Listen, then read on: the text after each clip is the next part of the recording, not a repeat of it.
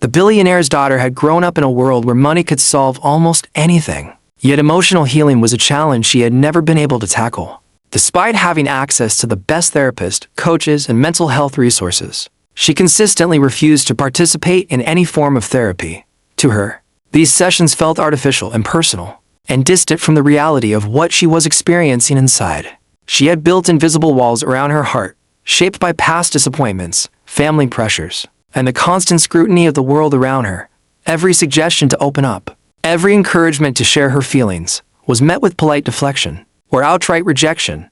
Deep down, she feared vulnerability, and the idea that someone could truly understand her pain seemed impossible. This resistance wasn't born out of defiance alone.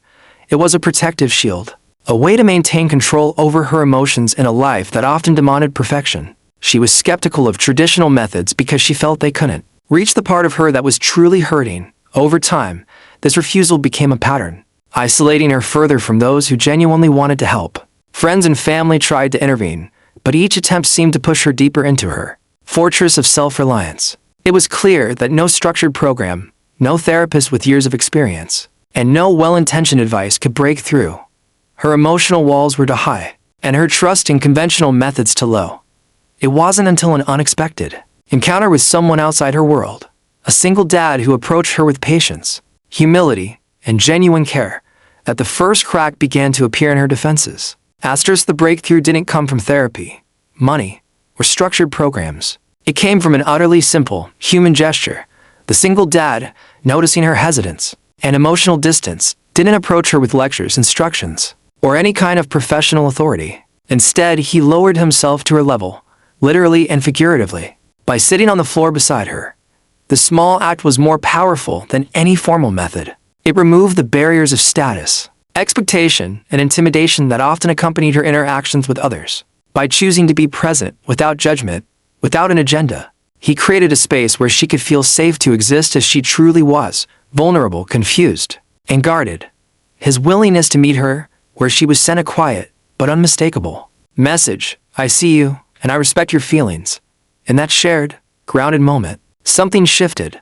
The walls she had spent years constructing began to show the tiniest cracks. Not because she was forced to confront her emotions, but because she finally felt understood and accepted on her own terms. The simplicity of his approach, patience, attention, and presence, contrasted sharply with the high-pressure clinical methods she had grown accustomed to rejecting. For the first time, she experienced human connection not as a transaction or a treatment plan, but as a genuine interaction. Trust started to take root, slowly but surely, fueled by the authenticity and humility of someone who wasn't there to fix her, but simply to sit with her in her moment of struggle. This unexpected connection planted the seeds for openness and willingness, setting the stage for transformation that no formal therapy had been able to achieve. The single dad's unconventional approach went far beyond advice or instruction. It was rooted in empathy, patience, and real-life example. Rather than telling her what to feel or how to cope, he guided her through the process of discovering her own strength, resilience, and voice. His lessons were subtle yet profound.